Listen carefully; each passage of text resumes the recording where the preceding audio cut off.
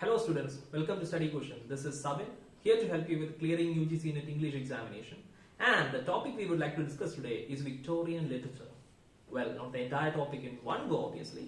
Instead, I have handpicked several subtopics from Victorian literature for the convenience of both of us. But before anything else, I think I'm obliged to give you an introduction on Victorian age. Because it's going to act as the basic foundation upon which we are going to build up everything else. So Victorian age, as the name suggests, it is named after Queen Victoria, who had reigned England since 1837 to 1901. This period followed Georgian period, technically. 1714 മുതൽ 1830 വരെ George ഒന്നാമൻ മുതൽ George നാലാമൻ വരെ 4 ജോർജുമാരുടെ ഭരണകാലഘട്ടമായിരുന്നെങ്കിലും 1830 ആരംഭിച്ച 1837 തന്റെ മരണത്തോടെ അവസാനിച്ച William നാലാമന്റെ tenure കൂടി ജോർജിയൻ പീരീഡിൽ കണക്കാക്കുന്നു. So our Queen Victoria was enthroned shortly after William IV passed away. He was the uncle of Queen Victoria. When Victoria was made the Queen of England, she was like 18 or something, hardly the legal age to get married in India. And this period preceded Edwardian era, which spanned the reign of King Edward VII, aka Albert Edward, who was the eldest son of Queen Victoria and Prince Albert, and by default that makes him Victoria's successor. അപ്പോൾ സാധാരണഗതിയിൽ Edwardian age എന്ന് പരിഗണിച്ചിരിക്കുന്നത് 1901 മുതൽ 1910 വരെ, അതായത് king Edward ഏഴാമന്റെ മരണം വരെ എന്നാണ്. But historically speaking, king Edward ഏഴാമന്റെ മരണശേഷം 1910 ജോർജ് അഞ്ചാമൻ സ്ഥാനമേൽക്കുന്നുവെങ്കിലും ഒന്നാം ലോക മഹായുദ്ധത്തിന്റെ തുടക്കം വരെ, അതായത് 1901 മുതൽ 1914 വരെ എഡ്വേർഡിയൻ ഏജ് എക്സ്റ്റെൻഡ് ചെയ്യുന്നതായി നമുക്ക് കാണാം. ഇതേ ഹിസ്റ്റോറിക്കൽ ആംബിഗ്വിറ്റി നമുക്ക് വിക്ടോറിയൻ ഏജിലും കാണാൻ കഴിയും. Even though Victorian age is said to have started at 1837 with the ascension of Queen Victoria, it has to be understood, it has to be observed in a much wider perspective, and it is dated to have begun even before Victoria's ascension. അതായത് 1830കളിലെ പ്രക്ഷോഭങ്ങളും അതിനെ തുടർന്ന് 1832 പാസാക്കപ്പെട്ട the great reform ആക്ടുമെല്ലാം Victorian ഏജിൽ ഉൾപ്പെടുത്താവുന്നവയാണ്. So speaking of Queen Victoria, I would like to tell you a couple of things. നെറ്റിന്റെ പെർസ്പെക്റ്റീവിൽ വരുന്നതല്ല എങ്കിൽ കൂടി more like fun facts.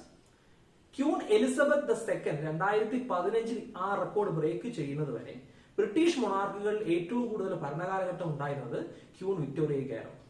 64 വർഷം, കൃത്യമായി പറഞ്ഞാൽ 63 വർഷവും 7 മാസവും ക്യൂൻ വിക്ടോറിയ ഇംഗ്ലണ്ട് ഭരിച്ചു. ഇപ്പോഴത്തെ ബ്രിട്ടീഷ് രാജ്ഞിയായ ക്യൂൻ എലിസബത്തിന്റെ കാര്യം പറയുകയാണെങ്കിൽ അവര് 69ാമത്തെ വർഷമാണ് ഇപ്പൊ നിൽക്കുന്നത്. She still counting because she still has A crown over her crown. അപ്പൊ രണ്ടാമത്തെ കാര്യം വേറൊന്നുമല്ല, ഹീമോഫീലിയ നിങ്ങൾ കേട്ടിട്ടുണ്ടാകും. അതിന് രാജകീയ രോഗം അഥവാ റോയൽ ഡിസീസ് എന്ന വിളിപ്പേര് ലഭിക്കാനുള്ള കാരണം വിക്ടോറിയ രാജ്ഞിയാണ്. മെഡിക്കൽ ഡെഫിനിഷൻ അനുസരിച്ച് ഹീമോഫീലിയ എന്നത് ഒരു കൊയാഗുലേറ്റീവ് ഡിസോർഡർ ആണ്. അതായത് ശരീരത്തിലെ രക്തത്തിന് കട്ട പിടിക്കാനുള്ള കഴിവ് നഷ്ടപ്പെടുന്ന അവസ്ഥ. നമ്മുടെ ശരീരത്തിൽ എന്തെങ്കിലും ഇഞ്ചുറിയോ ഡാമേജസോ ഉണ്ടായാൽ ഇന്റേണൽ ആയിട്ടോ എക്സ്റ്റേണൽ ആയിട്ടോ എക്സസീവ് ബ്ലീഡിംഗ് ഉണ്ടാകുകയും തുടർന്ന് രക്തം വാർന്ന് മരണം വരെ സംഭവിച്ചേക്കാവുന്ന ഒരു സാഹചര്യമാണ്. നമുക്ക് എല്ലാവർക്കും അറിയാം ഹീമോഫീലിയ ഒരു കൺജനൈറ്റൽ ഡിസോർഡർ ആണ്, ഹെറിഡിറ്ററി ഡിസീസ് ആണ്. But what does it have to do with the royal family? How come haemophilia gets to be called the royal disease? സ്വത്തും ഭരണവും ഒന്നും കുടുംബത്തിന് പുറത്തു പോകാതിരിക്കാനായിട്ട് പല റോയൽ ഫാമിലീസിലും ഇമ്മീഡിയറ്റ് ബ്ലഡ് ലൈൻ ഉള്ളവരെ പരസ്പരം വിവാഹം കഴിപ്പിച്ചിരുന്നു. More like an endogamous relationship. അതിന് ഇൻബ്രീഡിംഗ് എന്നൊക്കെയാണ് പറയുക. അപ്പൊ ക്യൂൻ വിക്ടോറിയയുടെ ശരീരത്തിൽ സ്പോണ്ടേനിയസ് ജനറ്റിക് മ്യൂട്ടേഷൻ നടന്ന് ഹീമോഫീലിയ കാരിയർ ആകാനുള്ള കാരണം ഇൻബ്രീഡിംഗ് ആണെന്നാണ് വിശ്വസിക്കപ്പെടുന്നത്. അതിന് കാരണമായിട്ട് പറയുന്നത് ക്യൂൻ വിക്ടോറിയ വിവാഹം ചെയ്ത പ്രിൻസ് ആൽബർട്ട് ക്യൂൻ വിക്ടോറിയയുടെ കസിൻ ആയിരുന്നു. മാത്രമല്ല ഹീമോഫീലിയ എന്നത് ഒരു sex linked X chromosome disorder ആയതുകൊണ്ട് തന്നെ ഇറ്റ് എക്സ്ക്ലൂസീവ്ലി അഫക്ട്സ് മെൻ. സ്ത്രീകളുടെ ശരീരത്തിൽ ഹീമോഫീലിക് ജീന്റെ പ്രസൻസ് ഉണ്ടായാൽ തന്നെ അവർ അസിംപ്റ്റോമാറ്റിക് ആയിരിക്കും, കാരിയേഴ്സ് മാത്രമായിരിക്കും അവർ. ക്യൂൻ വിക്ടോറിയയുടെ ശരീരത്തിലെ ഈ കാരിയർ ജീൻ ഇവരുടെ ബ്ലഡ് ലൈനിലൂടെ തന്നെ റഷ്യ, ജർമ്മനി, സ്പെയിൻ മുതലായ യൂറോപ്യൻ റൂളിംഗ് ഫാമിലീസിൽ എത്തിച്ചേർന്നതാണ് ഹീമോഫീലിയക്ക് രാജകീയ രോഗം എന്ന വിളിപ്പേര് ലഭിക്കാനുള്ള കാരണം. വിക്ടോറിയ രാജ്ഞിയുടെ 9 മക്കളിൽ 3 പേർക്കാണ് ഈ രോഗം ഉണ്ടായിരുന്നത് സ്ഥിരീകരിച്ചിരുന്നത്. Prince Leopold, princess Beatrice, princess Alice. Obviously ഈ 2 പെൺമക്കൾക്കും കാരിയർ ജീൻസ് മാത്രമേ ഉണ്ടായിരുന്നുള്ളൂ. അപ്പോ പ്രിൻസസ് ബിയാട്രിസിന്റെ മകൾ വിവാഹം ചെയ്തത് സ്പാനിഷ് റൂളിംഗ് ഫാമിലിയിൽ നിന്നാണ്. അങ്ങനെയാണ് ഹീമോഫീലിയ സ്പാനിഷ് റൂളിംഗ് ഫാമിലിയിലോട്ട് ഇൻട്രൊഡ്യൂസ് ചെയ്യപ്പെടുന്നത്. അതുപോലെ പ്രിൻസസ് ആലിസിന്റെ മകൾ വിവാഹം ചെയ്യുന്നത് റഷ്യൻ സാർ ചക്രവർത്തി ആയിരുന്ന നിക്കോളാസ് രണ്ടാമനെയായിരുന്നു. തുടർന്ന് അവര് സറീന അലക്സാണ്ട്ര ഫിയോഡറോവന എന്ന പേരൊക്കെ സ്വീകരിക്കുന്നുണ്ട്. ഇവരുടെ അലക്സി എന്ന മകനാണ് ഹീമോഫീലിയ എന്ന രോഗം ഉണ്ടായിരുന്നത്. ഈ രോഗം ചികിത്സിക്കാനെന്ന് വണ്ണം രാജകൊട്ടാരത്തിൽ എത്തിച്ചേർന്നയാളാണ് Gregory Rasputin. The notorious, the infamous Russian holy mystic and missionary who is believed to have the power to heal. ആ പാട്ടും ഡാൻസും ഒക്കെ ഫേമസ് ആയതുകൊണ്ട് നിങ്ങൾ ആ പേര് റാസ്പുട്ടിൻ എന്ന പേര് ഫെമിലിയർ ആയിരിക്കും സാധ്യതയുണ്ട്. Well, I've been beating around the bush for a long time now and I don't want to waste any more of our time. So, let's jump right into the topic that we came here for. So today we are going to discuss major literary movements of Victorian age, which is the first among the many topics that I took up. So, Victorian ഏജിലെ literary movements എന്ന് പറയുമ്പോൾ പ്രധാനമായും Oxford movement, aesthetic movement, pre Raphael brotherhood എന്നിങ്ങനെ മൂന്നെണ്ണമാണ്. Let's begin with Oxford movement. What is Oxford movement? Well, look at the name itself. It has something to do with Oxford University, right? Okay, what if we try to define what Oxford movement is? Oxford movement was a 19th century movement that is centered at the University of Oxford, which sought the renewal of Roman Catholic thought and practice within the churches of England.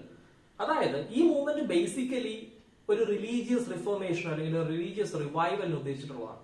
Historically accurate ആയിട്ട് പറഞ്ഞാൽ 1833 July 14 John Keibul എന്ന English ചർച്ച്മാൻ national apostasy എന്ന പേരിൽ ഒരു sermon publish ചെയ്യുന്നു. It's been marked as the official beginning of Oxford movement. 1830കളിൽ ആരംഭിച്ച ഈ ഒരു മൂവ്മെന്റ് പതിറ്റാണ്ടുകൾ, അതായത് 1900s വരെ നീണ്ടുനിന്നു. It has evolved into something that we call today as Anglo-Catholicism. Okay, let's try to look at the historical and political backdrop where this particular movement has been introduced. History നോക്കിയാൽ അറിയാം, British political parties എന്ന് പറയുന്നത് പ്രധാനമായിട്ടും രണ്ടെണ്ണമാണ്, ടോറീസ് and Vicks. ഇതിൽ ടോറീസ് എന്ന് പറയുന്നത് ഒരു കൺസർവേറ്റീവ് സെന്റർ റൈറ്റ് പൊളിറ്റിക്കൽ പാർട്ടിയാണ്. അതേസമയം വിക്സ് എന്ന് പറയുന്നത് ടോറീസിന്റെ political rival, which is very liberal in its disposition and a very far left organization. 1830 ടോറീസിന് അധികാരം നഷ്ടപ്പെടുകയും പകരം അധികാരമേറ്റ വിക്സ് സൊസൈറ്റിയിൽ ഒരു ടോട്ടൽ റിഫോർമേഷൻ കൊണ്ടുവരാൻ ശ്രമിക്കുകയും ചെയ്തു. ഇതൊക്കെ കണ്ടിട്ട് ആംഗ്ലിക്കൻ ചർച്ചസ്, അതായത് ചർച്ചസ് ഓഫ് ഇംഗ്ലണ്ടിന് they had concerns. They were concerned like ചർച്ചസിന്റെ ഓട്ടോണമി ഈ ഭരണപരിഷ്കാരങ്ങൾ ബാധിക്കുമോ, ചർച്ചസിന്റെ ഇൻഹറന്റ് റൈറ്റ്സിൽ ഗവൺമെന്റൽ ഇൻവേഷൻസ് ഉണ്ടാകുമോ എന്നൊക്കെയാണ് ടിപ്പിക്കൽ ഭയം ഉണ്ടായിരുന്നത്. ഈ ഒരു സാഹചര്യത്തിലാണ് വിക്സ് അയർലൻഡില് പുതിയ ഒരു ആക്ട് പാസ്സാക്കിയെടുക്കുന്നത്, the church temporalities act of 1833. ഇത് ഐറിഷ് ചർച്ചസിന്റെ നടത്തിപ്പിനെ മൊത്തത്തിൽ റീഓർഗനൈസ് ചെയ്യുകയും ഈവൻ അതിലെ ബിഷപ്പുമാരുടെ എണ്ണം വരെ പകുതിയായി വെട്ടിക്കുറയ്ക്കുകയും ചെയ്തു. When the churches saw all these radical changes, they literally lost it because they were already under the impression that the existing government was not in favor of them. So that seemed like a lost straw to them. They were not having it anymore. ഈ Oxford മൂവ്മെന്റിന്റെ ലക്ഷ്യങ്ങളിൽ പ്രധാനമായിട്ടും രണ്ടെണ്ണമാണ് ഉണ്ടായിരുന്നത്. The first one was to protect the body of churches from any kind of governmental interventions. And the second aim was to reinstate the traditional orthodox religious faith by eliminating or getting rid of liberalism from the society. Because at that time, scientific timber was getting more and more recognition and people began to see that there is something more sensible and rational in what science had to say. അപ്പൊ മറ്റേതൊരു കാര്യവും പോലെ തന്നെ ആൾക്കാർ റിലീജിയനെയും scientific പെർസ്പെക്റ്റീവിൽ നോക്കിക്കാണാനും assess ചെയ്യാനും തുടങ്ങി. അപ്പൊ പഴയ പോലെ വിശ്വാസികളുടെ ഫെയ്ത്തിന് സ്ട്രെങ്ത് പോരാതെ വരികയും പല റിലീജിയസ് റൂൾസും പ്ലയബിൾ ആകാനും ഫ്ലെക്സിബിൾ ആകാനും തുടങ്ങി. They even began to change and update theology in order to meet the demands of the day. ഇതൊക്കെയാണ് ജോൺ കീബിളിനെ ഈ ഒരു സെർമൺ എഴുതാൻ പ്രേരിപ്പിച്ചത്. ഇതിൽ നിന്നും ഇൻസ്പയർഡ് ആയിട്ട് ജോൺ കീബിളിനോടൊപ്പം John Henry Newman, Edward Pusey, Richard Hurrell Froude എന്നിവര് ജോയിൻ ചെയ്യുന്നു. They were not alone, of course. There were others like Frederick Faber, Isaac Williams, William Ward, etc. ഇവരെല്ലാവരും കൂടി കൊളാബറേറ്റ് ചെയ്തുകൊണ്ട് ഒരു series of theological text tracks for the times എന്ന പേരിൽ publish ചെയ്യുന്നു. Oxford മൂവ്മെന്റിന്റെ പ്രധാനപ്പെട്ട അല്ലെങ്കിൽ ഇവർ മുന്നോട്ട് വയ്ക്കുന്ന തത്വങ്ങൾ, ഇവരുടെ തിയറീസ്, മറ്റു ലേഖനങ്ങളുമെല്ലാം ഈ ഒരു തിയോളജിക്കൽ ടെക്സ്റ്റിൽ ഇവർ പ്രസിദ്ധീകരിച്ചു. That's the reason they were called Tractarians. They were also called Newmanites and Puseists after the two major founders of this movement, John Henry Newman and Edward Pusey, respectively.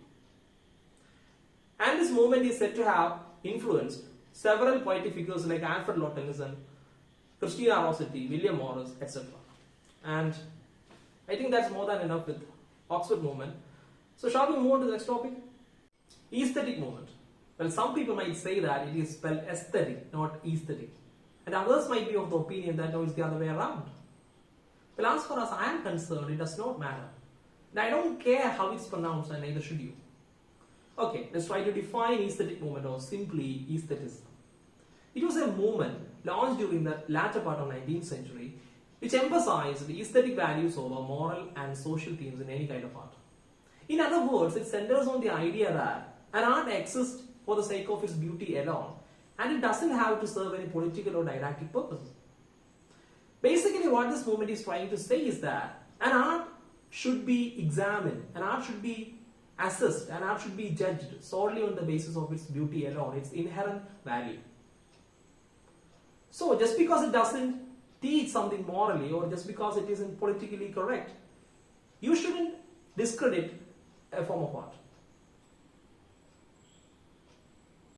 Aesthetic മൂവ്മെന്റിന്റെ ആ ഒരു എസൻസിനെ നമുക്ക് ഒരു single phrase കൊണ്ട് express ചെയ്യാം. Well, അത് French ആണ്.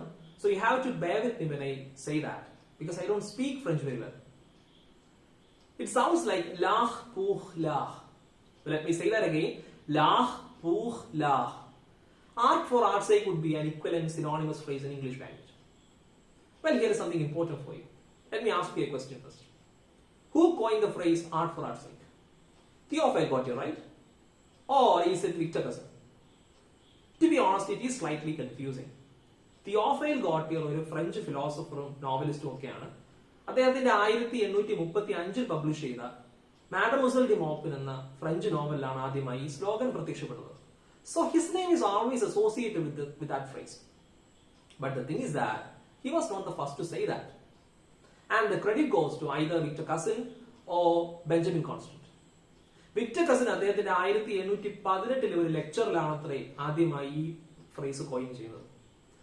But his lecture wasn't published until 1836, and that gives Gautier's novel precedence over his lectures. അതേസമയം സ്വിസ് ഫ്രഞ്ച് പൊളിറ്റിക്കൽ ആക്ടിവിസ്റ്റ് ആയ പൊളിറ്റിക്കൽ തിങ്കർ ആയ ബെഞ്ചമിൻ കോൺസ്റ്റന്റ് ആണ് ആദ്യമായി ഈ ഫ്രേസ് കോയിൻ ചെയ്യുന്നത് എന്നുള്ള ആർഗ്യുമെന്റ് നിലവിലുണ്ട്. ഒറ്റവർ ഈ ചോദ്യത്തിന് ആധികാരികമായ അല്ലെങ്കിൽ വൈഡ്ലി അക്സെപ്റ്റഡ് ആയിട്ടുള്ള ആൻസർ എന്ന് പറയുന്നത് തിയോഫൈൽ ഗോട്ടിയർ തന്നെയാണ്. പിന്നെ ഈ ഒരു മൂവ്മെന്റിന്റെ ഫിലോസോഫിക്കൽ ഫൗണ്ടേഷൻ പാകിയത് മറ്റാരുമല്ല, ജർമ്മൻ ഫിലോസഫർ ആയിട്ടുള്ള ഇമ്മാനുവൽ കാന്റ്. അദ്ദേഹത്തിന്റെ 1790 പബ്ലിഷ് ചെയ്ത ക്രിട്ടീക്ക് ഓഫ് ജഡ്ജ്മെന്റ് എന്ന പുസ്തകത്തിലാണ് ഇതിനെപ്പറ്റി പരാമർശിച്ചിട്ടുള്ളത്. എന്നാൽ ഈ ഒരു മൂവ്മെന്റിന്റെ ഐഡിയ, ഈ ഒരു മൂവ്മെന്റിന്റെ കോൺസെപ്റ്റ് ഇംഗ്ലണ്ടിലേക്ക് കൊണ്ടുവന്നത് മറ്റാരുമല്ല, വോൾട്ടർ പെയ്റ്റർ ആണ്. 1873 അദ്ദേഹത്തിന്റെ പുസ്തകമായിട്ടുള്ള ദ റെനസാൻസ് എന്ന പുസ്തകത്തിലാണ് ഇതിനെപ്പറ്റി പരാമർശിച്ചിട്ടുള്ളത്. കാര്യം എന്തൊക്കെയായാലും the most influential, the most important, the most well-known writer of late Victorian period who is associated with this movement is none other than Oscar Wilde. Assuming that you already know a couple of things about Oscar Wilde and his works, we are not going to talk about it today. Usually, decadent movement is something that that is often taught along with aestheticism, but we are going to save it for later. Having said all that, I think we should move on to the next topic, which also happens to be the last topic we are going to cover today. Pre-Raphaelite Brotherhood.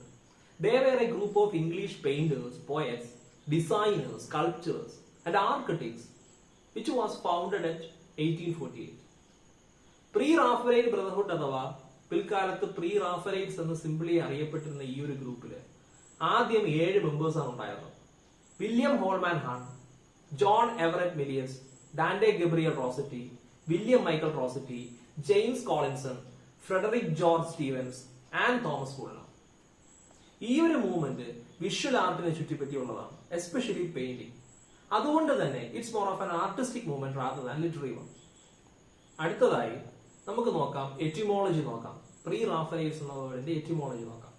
നമുക്കറിയാം pre എന്ന വാക്ക് മീൻ ചെയ്യുന്നത് before A time or an event എന്നാണ്. അപ്പൊ pre Raphaelite എന്നുകൊണ്ട് ഉദ്ദേശിക്കുന്നത് എന്തായിരിക്കും? റഫേലിന് മുൻപ് എന്നതായിരിക്കും.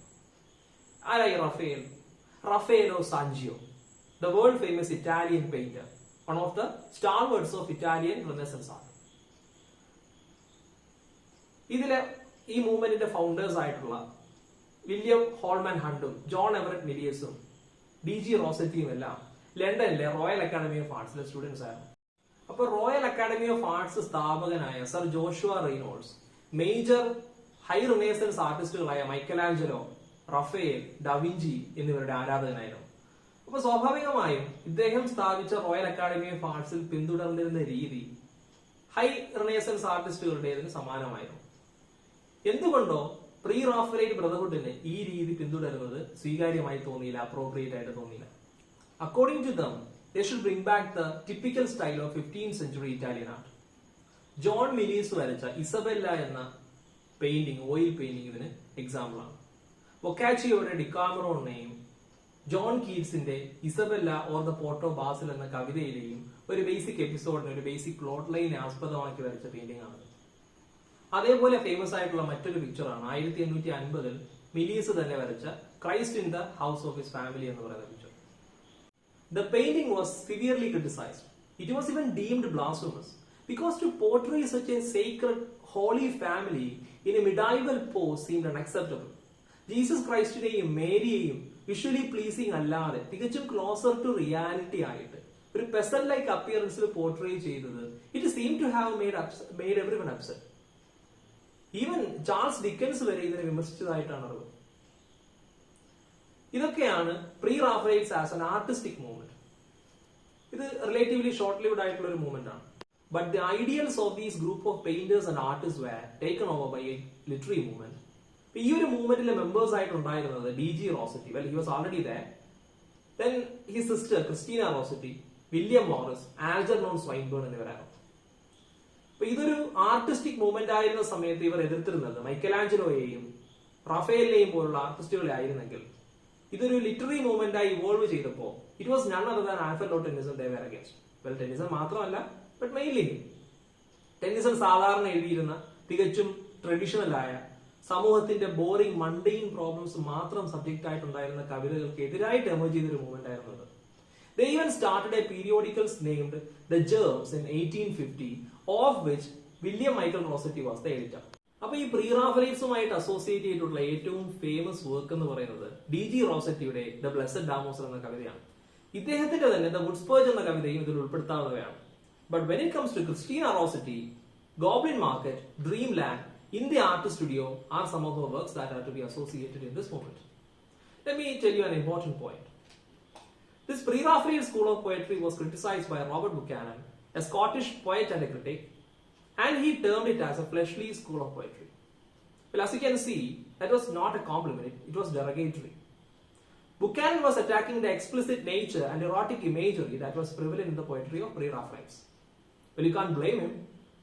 Those verses are affluent with sensuousness. Okay, let me put an end to this class by quoting Buchanan.